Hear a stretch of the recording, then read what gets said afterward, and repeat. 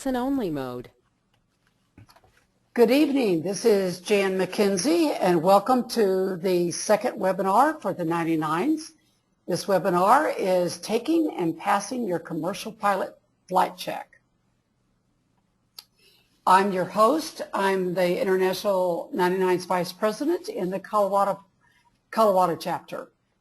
I'm in the South Central section, and I have a few announcements just to give you an idea of how the webinar works. Can you go ahead to the next one, Drew? Yeah, I've got the audio on. There we go. Okay, if you're not receiving the audio, please check your control panel. If it's not visible, click on the arrow to reveal it, and then click on audio setup to bring up the audio screen. You should be hearing me at this time.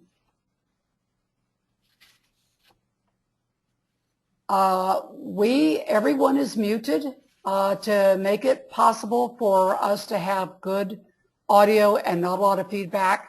Everyone is muted. So if you have a question, what you can do is if you look at your control panel, you can write out the question and then submit it, and I will be able to see your questions, and then I will repeat the questions to Drew and have him answer your questions.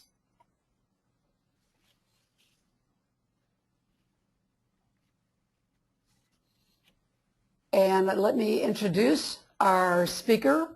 It is Drew Chatia. He's a FAA designated pilot examiner from the Denver, Colorado FSDO. He has been designated a master flight instructor on 8 consecutive times over the last 16 years.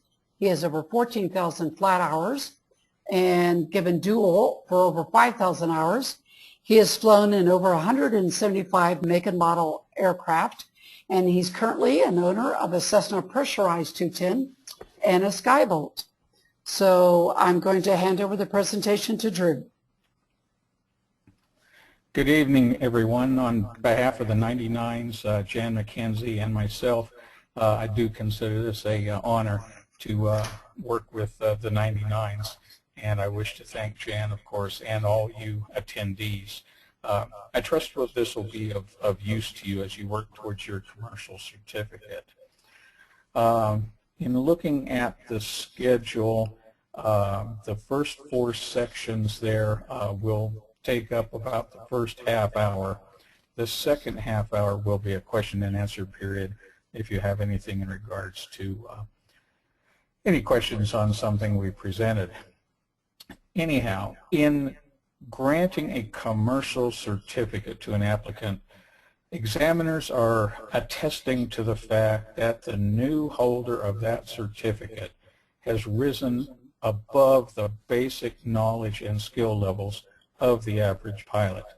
The new commercial pilot is now worthy of trust placed in them by other persons who will now employ your services for pay and remuneration, and you will be able to fly for hire.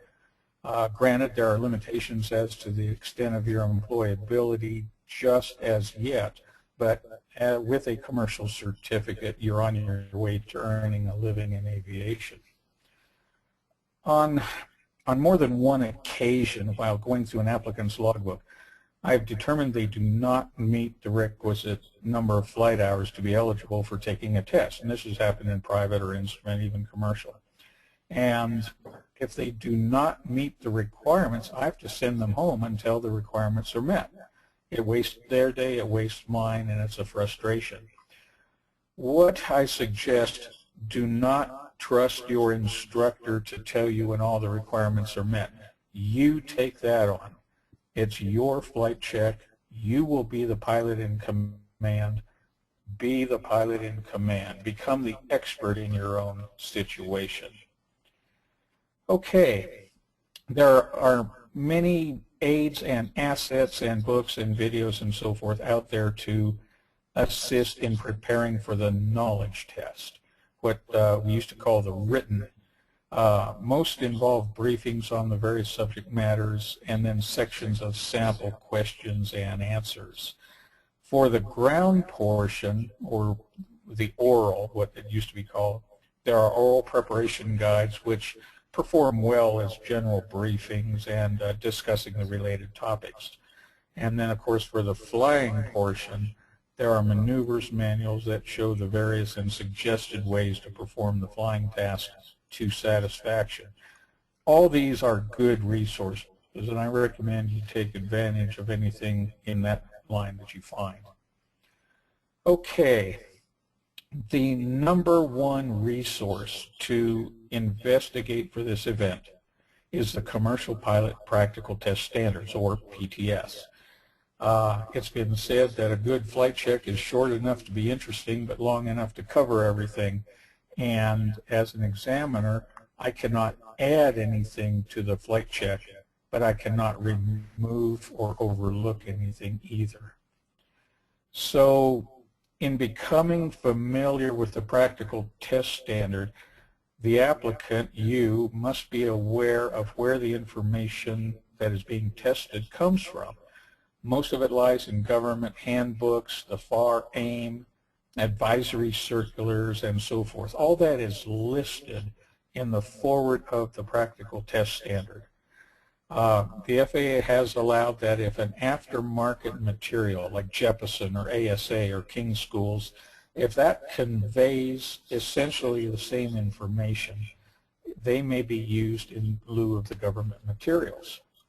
Something I'd like to point out, there in the practical test standard in the foreword, there's a section titled Special Emphasis Areas. These are subject matters that contribute to flight safety but are difficult to quantify. And these are things that I have to be aware of and grade during the flight check.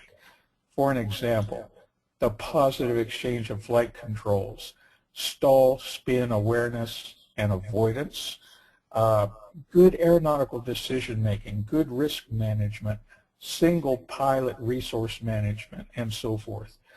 These are all evaluated and graded along with the tasks of the flight check, and they can be a trigger for an unsatisfactory.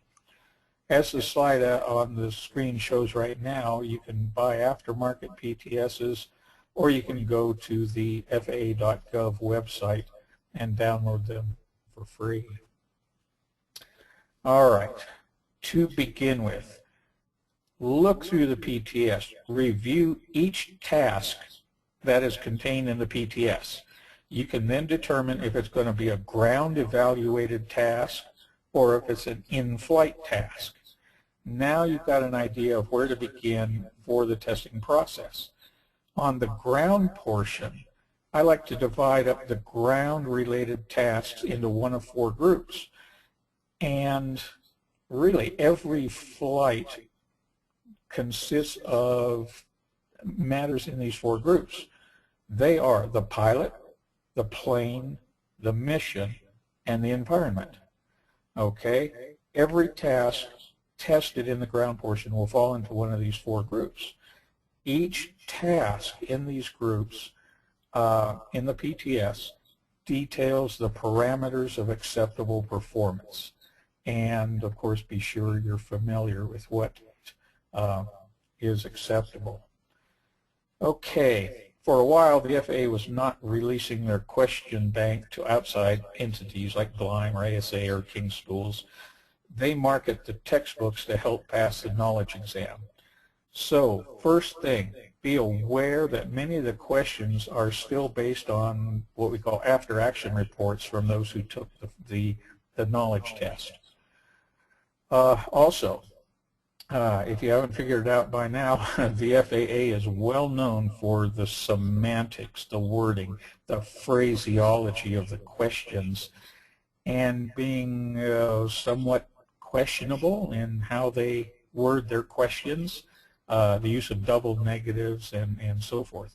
That's why I recommend here, RTFQ, read the freaking question. It is so important. to fully understand what the question is before committing to an answer. Also, keep in mind that one answer surely is wrong. Another answer will look fairly right, but only one answer is truly, really right. Now, a good technique for practicing for this and to ensure a high grade on the knowledge test is to take the practice tests over and over until you can score well into the 90s. When you can do that, go take the knowledge test. You're ready. Okay. I'm behind on the slides here. Okay. It is important. It really is important to get a good overview of the test before diving right in. Do you remember back in grade school or maybe junior high, the teacher passed out a 20-question test? The first direction was to read the entire test first. The rest of the items there, and then for 18 items it said to do things. Punch a hole in the top right corner of the paper, fold the bottom left corner over underneath, circle every letter R in the first sentence. I mean, things like that. But when you got all the way down to number 20, it says, now that you have read the test first, only put your name in the top right corner and sit quietly with your hands folded. In essence, by looking over the test in its entirety first, that's what you're doing. You're getting an idea of the lay of the land and what is going on. Now, as you can see on the screen, with the scratch paper that the FAA or the testing center gives you, you can put categories of the testing on the scratch paper. What are weight and balance questions? What are computation questions? What are performance questions? What are cross-country questions? All that stuff. And you can group those questions basically group by group. Now you can attack each group with your mind focused on that subject matter. You can answer the questions group by group. Between the groups, take a short breather, stretch, and then go on to the next one. Okay. Keep in mind, you get, what, 3 hours for the knowledge test? Okay, there are no extra points given for being the first one out the door. Take your time. Accuracy counts. The ground and flight portion of the flight check is, I assure you, the ground portion and the flight portion of the test are going to go the same whether or not you get a 70% on the written or 100%. The intent of the knowledge test is to ensure you know what you need to know so that you know it. Okay? This is important so that you can be the best pilot you can be. Years from now, and again, I assure you, years from now, no one is going to ask you, hey, what'd you get on your commercial written? But do you want to be an okay pilot, or do you want to be one of the best you can be? Understanding the subject matters presented and testing high is up to you. It's up to you for how well you want to do. Okay. Considering the ground portion, in the category of the pilot, know your certificates and documents, what you have to carry with you, your privileges and limitations. I promise you, I will ask you, so as a commercial pilot, what can you do with that? And you need to know.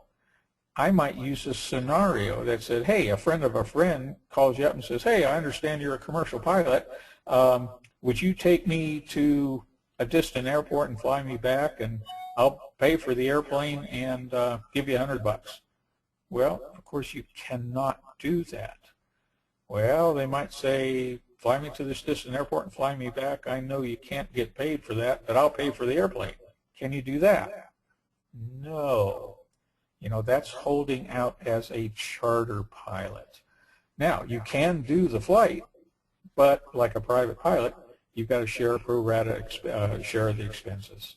So be sure you know your privileges, your limitations, recency of flight, what we call currency, how many takeoff and landings to carry passengers, all that business. Okay.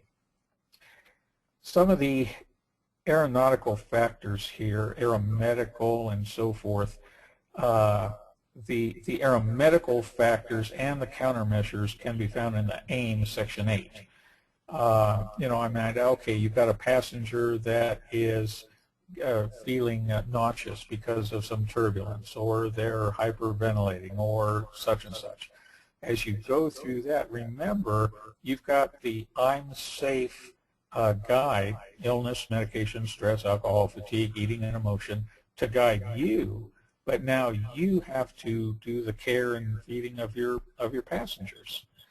Now, if you read the first words in about every task that can be ground tested, it starts out with the phrase you see on the screen. To determine that the applicant exhibits satisfactory knowledge of the elements relating to the subject matter by explaining. This is why practicing your answers out loud is so important. You can get your wording right as right can be. And if your answer to these subject under each task sounds clear, concise, and correct, you've got it. Go on to the next one. If it sounds confused or vague or wandering or incorrect, you need a little practice explaining that subject matter. By the way, if you have a dog, practice on dogs. They have great attention spans. They love hearing about this. I had a lab shepherd when I was learning to become an instructor. She loved hearing regulations. And I'd look at her, hey, Frodo, listen to this, you know. And, I mean, she was just all ears. Cats don't do nearly so well. They get bored easily, and it doesn't work out. Okay. I recently tested a commercial pilot applicant, and I asked him to explain a system.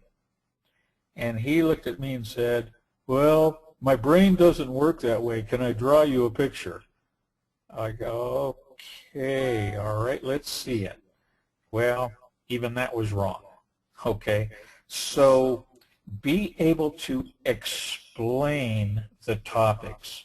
Practice and practice some more until your explanations are clear, concise, and correct.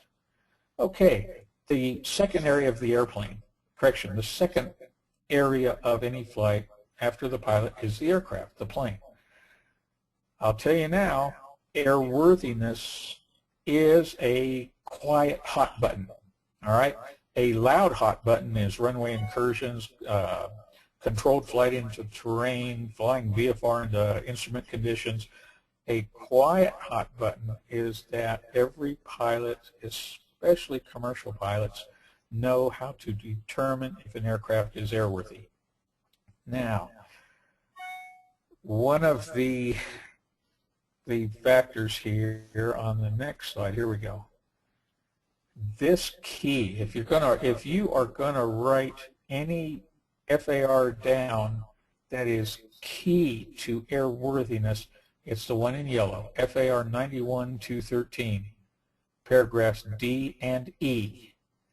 And this will guide you to look at anything in certification, FAR 91-205, if it's a day VFR, night VFR, IFR flight, if there's any equipment requirements by airworthiness directives, the manufacturer equipment list, and so forth. You know, if you ever had an instructor in high school or college that would stomp his foot or her foot and say, every time I stamp my foot, this just might be on the final exam, that's what I'm doing here in front of you, figuratively. I'm stomping my foot. This will be tested. And if you know 91-213D and how to follow it through, you're going to breeze right through it. 91-213E is how to get a ferry permit if the aircraft is inoperative. Now, I was, at about 25 years of flying, I was ramp checked by the FAA on a Friday afternoon at 4:45. I was tying the airplane down with my client and looked up, and I saw two faces looking at me. One was my client, one was a guy from the FAA I know. And of course, Mike, Friday afternoon at 4:45, you should be down at the club having your second beer. Well, yeah, Drew, I know, but I got one last thing to do, and you're it. Well, he has to see my paperwork, my client's paperwork. He has to see the aircraft paperwork, and then he looked at my client. How was everything on the pre-flight? Well, I tell you, my client came up with the perfect answer. Everything appeared to be operable on the pre-flight. Oh, Mike from the FAA, yeah, boy, that's great. I sure love to hear that. That's all I need. See you later. Bye. And he was gone. Of course, I looked after him. That was Mike from the FAA. He was here to help us, you know. But anyhow, if you can maintain airworthiness like that, then you've got that subject made. Okay. If you're going to write something down about systems, and systems can be a big, scary subject, this is the key. In part of my checkered career, I taught DC-10 systems at a major airline. 8 hours a day for 8 days on systems, 64 hours of systems before we ever got them into the simulator. But this formula right here will help you become more comfortable with systems. All right, there are a lot of resources out there to explain the details. But again, if you approach each system with this formula in mind, you'll be able to make heads or tails out of it. Every system has a means of telling the pilot if something is failing or malfunctioning. A light comes on, a light goes off, a buzzer buzzes, a horn sounds, a bell rings, or a gauge. And then a needle on a gauge quietly goes from the right to the left. Okay? This is something that you've got to know for every system. How's the system telling me of the status of its operation?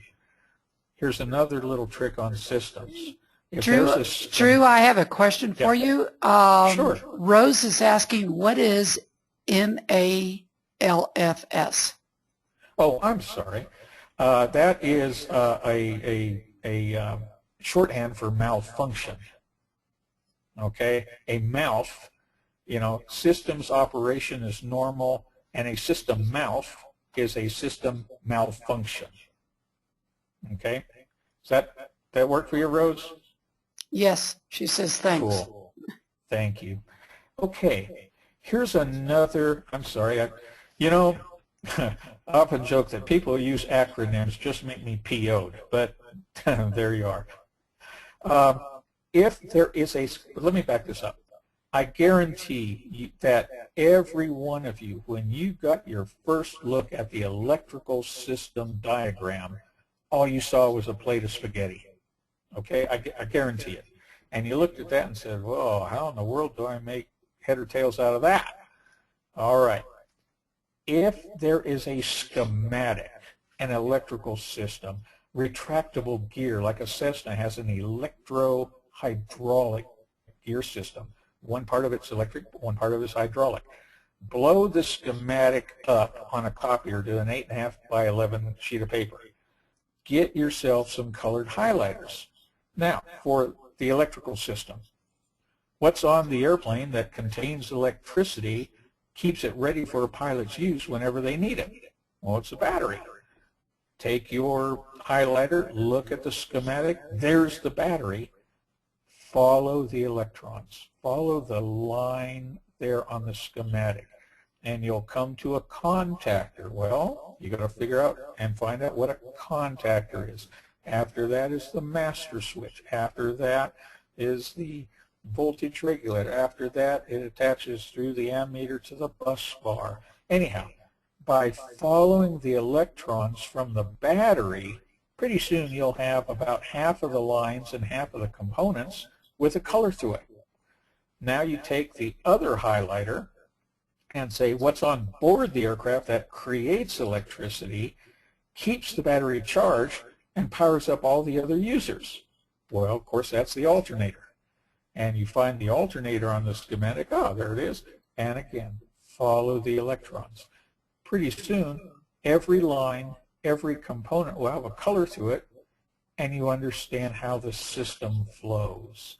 And that is a really good technique to get to understand how that system works. Basically, you're figuring out line item 2 there on the slide. How do they all tie together? There's an old gospel song. The foot bone's connected to the ankle bone connected to the leg bone connected to the knee bone. That's what you're doing right here, is figuring it all out. Okay. So Drew, Now, can you go back a slide sure. to section 91? 91-213. Yeah. This one. Okay, Okay. so the question is, do you know the Canadian equivalent in the CARS for the yellow highlighted portion 91.213 in the key for airworthiness? Yeah, unfortunately for Canadian regulations, I do not. But with a little investigation, I am assuming, and of course we all know what happens when you assume, but I would surmise that there is an equivalent regulation in the Canadian regulations, but I do not know it. Okay, thank you. Okay. All right, we touched on that. We touched on that. Okay. Some of your predecessors, of course. All right. Keep in mind, as far as systems go, keep in mind that unless you're on fire, you know, where you have to shut everything off now and get on the ground now, your first job is to fly the plane. First and foremost, fly the airplane. So in your flight check, if you are presented with a scenario of a system malfunction, and the examiner looks at you and says, what are you going to do now? You tell them, well, first of all, I'm going to maintain command and control of the airplane, and I'm going to get out the appropriate checklist. Here's something else to make sure you're familiar with Section 3, the Emergency Procedures section in every POH or, Pilot Operating Handbook or Aircraft Flight Manual. If you have a check, I don't know, let's see, wherever any of you are, is it ever too windy to fly on days that you wanted to fly? Is the weather ever too bad that you were precluded from flying? Well, don't just turn around and go away from the airport. Go out to the airplane, go out to the airplane with the emergency procedures checklist, and while you're tied to the ground, safe and sound, go through the emergency procedures one by one. How will I recognize this happening? What am I going to do? Fly the airplane, look at these things step by step, and in essence, your mind will have gone down the road of the emergency procedures, not when you're clipping along at 3 miles a minute in a moving, bouncing airplane, but when you've had a chance to look at it, calm and cool and collected. Okay. All the other tasks and topics for the ground portion are pretty straightforward. The use of performance charts, the aircraft limitations, cross-country planning, airspace. I'm stomping my foot now. Airspace will be examined on your check ride. So know how airspace is depicted on the charts, the weather minimums, the equipment requirements, and how you can identify the various airspaces either electronically or visually or so forth. You've come a long way to get to the commercial check ride. A lot of this stuff should be pretty well known, but of course can always be reinforced from there. Again, look over the task. In each task in the PTS, there will be sub-subjects, A, B, C, D, E. Again, look them over, verbally practice explaining what you're doing, how you're obtaining the information, and if it sounds clear, concise, and correct, you've got it made. All right. As far as weather goes, be able to thoroughly brief your examiner not only the current weather, but forecast weather for either the cross-country trip that you planned or for the local area in which you do your flight check. Another regulation you want to keep in mind, and I did not put it on the slide, but it's 91103, pre-flight action required. And it states, and I'm not going to quote it here, but the pilot in command shall become familiar with all aspects of the flight to include weather reports and forecasts, fuel requirements, runway lengths of airports of intended use, takeoff and landing data, and so forth. So again, this will be asked about and examined. And one thing, be sure to mention the existence or non-existence of temporary flight restrictions, TFRs, when you cover the appropriate NOTAMs for the flight. I heard of a local examiner failing a flight check because the applicant did not specifically address TFRs in the weather briefing, even though there were none in the area. Okay, that's a little rigid, and the applicant and I might have a talk about that omission. But you know, if it's a subject matter that is mentioned in the PTS, mention it to your examiner. Okay, the flight portion consists of these 7 areas of operation. Again, the practical test standard will detail the acceptable performance parameters for each one. It's your job as PIC to keep these in mind as you perform each maneuver. Now, again, there are maneuvers manuals, there are other assets, there are videos, and all kinds of assets to show explicitly how these are done. Use them in conjunction with the guidance you obtain from your instructor. Here's something to keep in mind. One of the things we as examiners are judging, in addition to the task, plus or minus 100 feet, plus or minus 10 degrees, plus or minus 5 knots, all this business, we are also evaluating your judgment and aeronautical decision making. Now, if you are performing any of these maneuvers and it is deteriorating badly, it shows good judgment to abort the maneuver, tell the examiner what you're doing and why, and set it up again and do it correctly. All right? If you keep pressing on into a maneuver that is being blown to smithereens and you continue on and continue on, I'll tell you what, the examiner can and will fail the flight check, not only for exceeding the practical test tolerances, but poor judgment and poor decision making. The closest I ever came to failing a flight check, I think, was my multi-engine instructor check ride. I was asked to do a steep turn. I rolled into it with authority and promptly lost 150 feet. Well, I realized it was going badly, so I aborted the maneuver, brought the aircraft back up to its altitude, and I looked over at the examiner, and I could see him starting to take a breath, and he was raising his finger, and I said, "Now, that was the exact wrong way to enter this maneuver. Here's what I did wrong. Here's what I'm going to do to correct it, and I'm going to show you the proper way to demonstrate this maneuver." And it's like I caught him in mid-breath. He looks over at me and he says, "Okay, hotshot, let's see it." And of course I made darn sure the next one was absolutely correct. So remember that you know, you can abort maneuvers and set it up again if it's not going correctly. Now, in the same vein, if any landing attempt is not setting up correctly, go around. Displaying good judgment and good aeronautical decision making is one of the keys to the commercial ticket. You can ask yourself, when am I going to ever perform a Chandelle or a Lazy 8 in real life? And the answer is, you won't. Okay? I've had some people say, well, you can do a Chandelle if you're flying up a blind canyon. Mistake number one, you're flying up a blind canyon instead of flying down. Okay?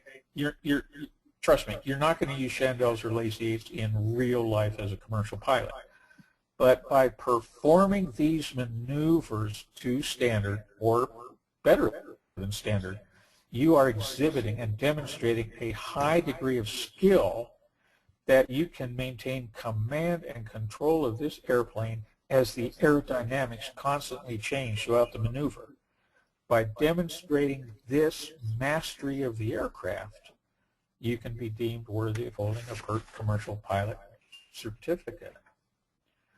So, you know, that's about it. I could sit here and talk about this for hours. You know, please don't throw me into that briar patch. But there's so many assets out there, and of course our time is limited as well. But use everything you've got. Be prepared. One of the greatest things I can see as an examiner is somebody who comes in knowing what they know, able to explain it, able to demonstrate it with the confidence of practice and the competence of a pilot in command of their airplane. And that's in going for your commercial pilot certificate, that's what you are demonstrating to the examiner, that you have unquestioned authority over all the knowledge, the awareness, the skills, and the abilities of that stage of flying, that no maneuver is ever seriously in doubt. You are the master of the aircraft. Okay, Jan, I'm going to turn it back to you, and I'm available for any questions that our attendees have, and there we go. Okay, I have two questions for you. The first one is, during the oral portion, should you admit you don't know the answer or guess? Okay, I'm going to use an acronym here. Thou shalt not BS the examiner. Okay, guessing is an iffy procedure because you're betting the correct answer of the question on something you may or may not know. There is nothing wrong with looking at the examiner and saying, I've got a real good idea of what the answer to that question is. I'd like to make sure I know where to look it up. And again, you can bring any asset that you have, any book, any manual, any pictures, any diagrams, you can bring any asset to that check ride and use it during the check ride.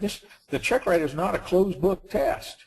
You may use any asset you bring with you to ensure and make sure of the answer to a question. So don't guess, don't BS the examiner, because we take a class on identifying that. Not really, but we've all been experienced long enough to know that we can tell if the applicant's trying to snow us with an answer.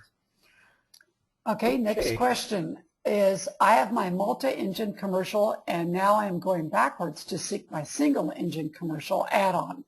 What differences would I see or expect in my check ride? Okay, first of all, go to the practical test standards. There is a matrix in the rear of the introductory portion or right in the forward that says, if you hold a commercial multi and you are applying for the single engine add-on, it will then detail the tasks in each area of operation that you're liable for. For an example, you've already demonstrated competency on pilot certificates and documents, limitations, and privileges. That's not a matter of questioning during the oral. You've already done it on the commercial multi. So you can look through this matrix and it will say area of operation 1, none. Area of operation 2, A and B. Area of operation 3, C. Area of operation D, 1. You know, and that matrix will guide you through the exposure you have to add a single engine privileges to your existing multi-engine certificate. Okay, next question. I have heard that some, I'm not sure, it says eminars, anyway, examiners look at your test score and test you based on how well you did. Is that true? And that's for the written. In other words, they look at your written test score and then they give you your oral or maybe flight according to how well you did in your written. Okay. Grant that may be a possibility, but I am familiar with a large number of the test question, the subject matter codes. When you look at your knowledge test report, it says, okay, you got a 92, and you missed A23, B32, C295, you know, and on from there. I look to see if some of the question numbers are grouped in subject matters, but as far as I'm concerned, the practical test standards guide me into every ground-based subject matter to be tested and every flight task to be tested. I do not say, okay, because you got a 97, it's going to be an easier oral, or say, hey, because you got a 72, we're going to sit here for 5 hours until I know your things. The subject matters that you missed should have been reviewed with your instructor, which is why their endorsement is, I have given the following applicant the training and testing within the preceding days, and also train them on the subject areas found to be deficient in their knowledge test. Okay, that's an instructor-student responsibility. As far as I'm concerned, whether you got a 70 or 100% on the knowledge test, the practical test standards dictate what I have to test you on, and it doesn't change whether you got a 70 or 100. Okay, next question. Can you comment on doing the commercial on the right seat versus the left? And Lynn, if you want to elaborate more, send me another question, but I assume that means in the flight check.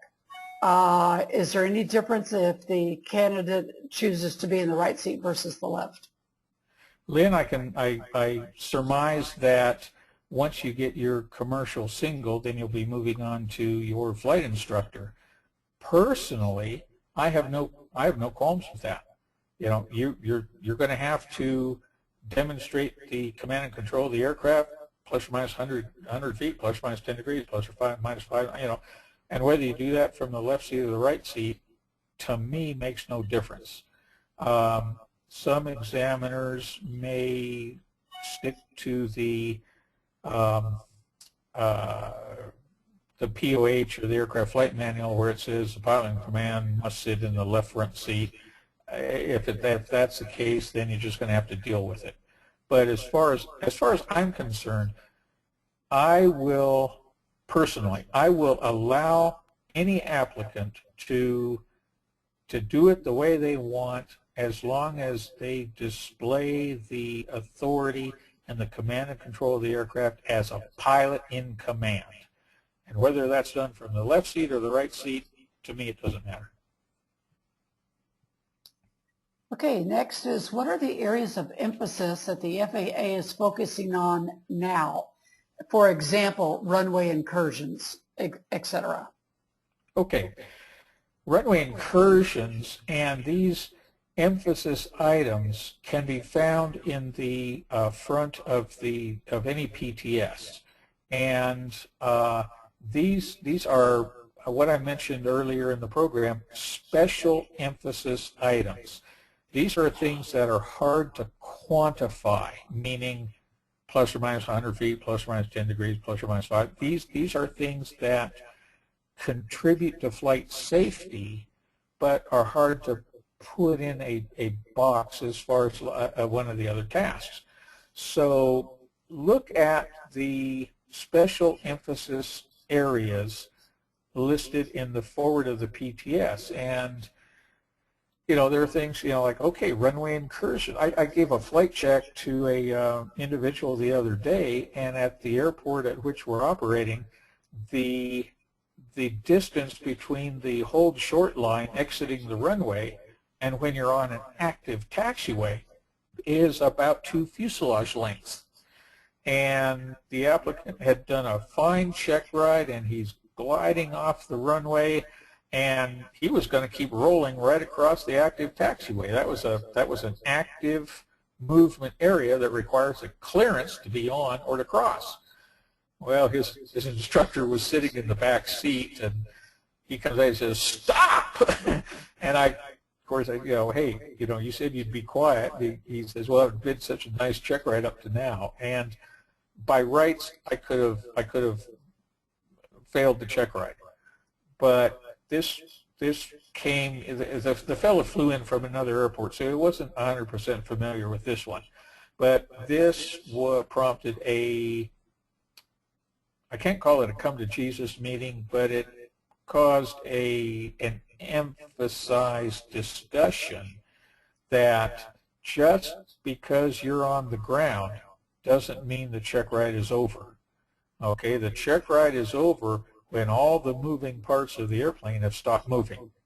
So just because you're on the ground, you can relax a little bit, but not 100%, because it ain't over till it's over.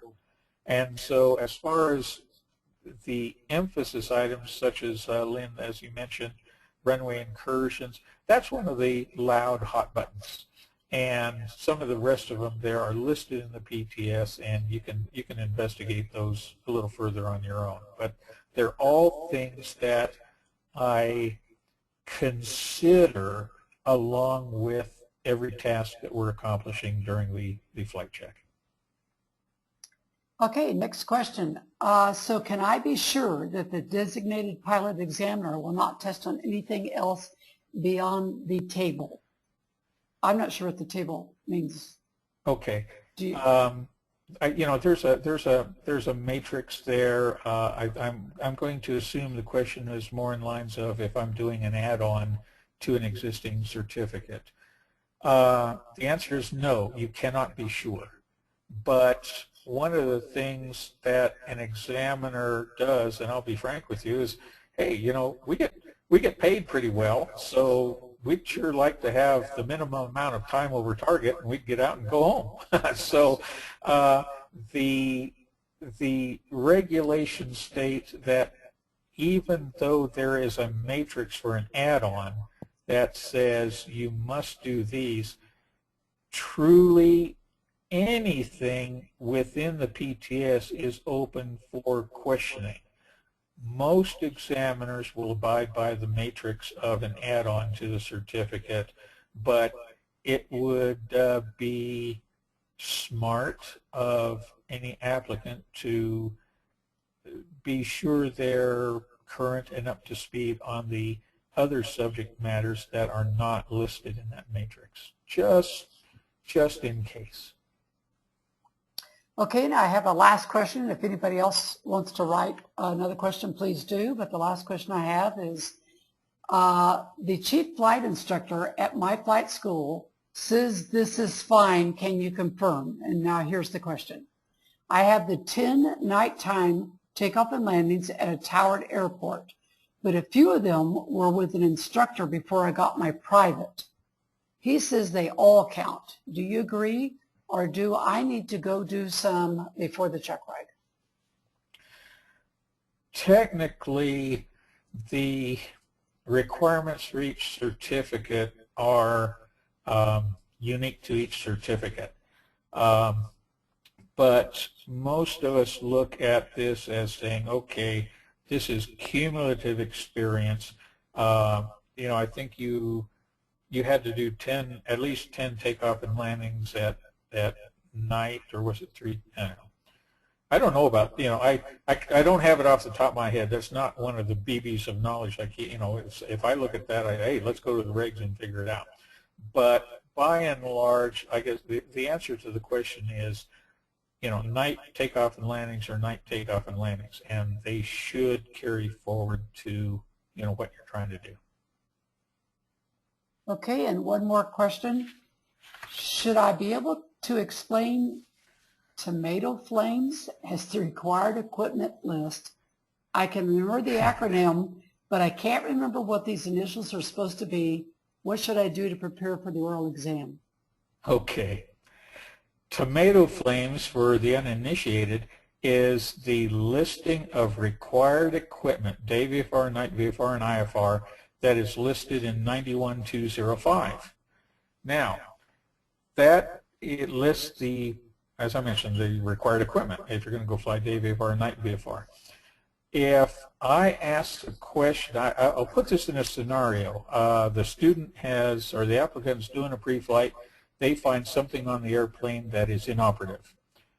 How do you determine if this is a matter to ground the airplane or if you can still go fly? I've had a lot of people say, well, that'll be found in the tomato flames acronym. Well, tomato flames might be the tachometer, the oil pressure, the manifold pressure. You can see where I'm going with on this. I can't name them off the top of my head. But if somebody says that's tomato flames, I'll say, okay, stand up, go over to the board, write the word tomato flames down the left side of the board. Now tell me what each one is. And I guarantee you, by the time you get to the FLAM of flames, you're starting to sweat bullets. Personally, I would commit to memory the factors in 91213D, and I know that in 91205 lists the required equipment for the type of flying I'm doing, day VFR, night VFR, IFR. And forget tomato flames, just know those two regulations, and you won't go wrong. Okay, one more question. If the night takeoff and landings were in a multi-engine plane with an instructor, can I count them toward the night pilot and command requirements? Yes. If you look at the regulations, if you're going for a commercial multi, it will state that you have certain amount of solo multi-engine requirements or fly with an instructor as the sole manipulator of the controls. So indeed, if you are commercial single and you want to add the multi to it, or you want to do the initial commercial in the multi, no flight school and no insurance companies let you going to go take the multi-engine solo as a student, in essence a student pilot. Ain't going to happen. So the FAA realizes this and they say, okay, you can count this time in these categories with an instructor riding along because you are acting as PIC. You are the sole manipulator of the flight controls at that point with the instructor's guidance. So those will count. Okay, I believe that's all of the questions we have. And I'm getting comments saying thanks. So, and I do thank you very much, Drew. I really appreciate the time, the effort that you have taken to put together this presentation and the time to answer our questions. So I have lots of people writing in and saying thanks. So we really do appreciate it very much. Outstanding. And again, I consider it an honor. It's my pleasure to support the 99s and Jan, of course, you and I go back a number of years, of course. So again, I would say in closing, when you study for and proceed to this exam, it matters not who is in the right seat. It could be that nasty old examiner, it could be Orville Wright, it could be Chuck Yeager, it could be Amelia Earhart. It doesn't matter one whit who's in the right seat.